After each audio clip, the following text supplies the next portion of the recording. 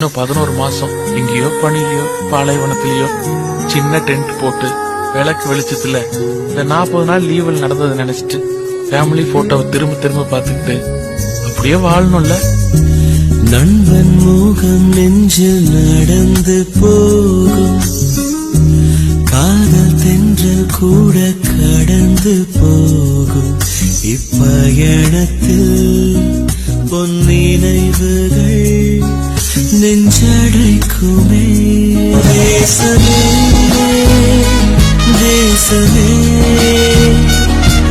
என் உயிரின் உயிரின் உயிரின் தவமாகும். ஆயினும் ஞாபகம் உயிர் துடிப்பாய் துடிக்கும் எங்கள் மண்ணோடு.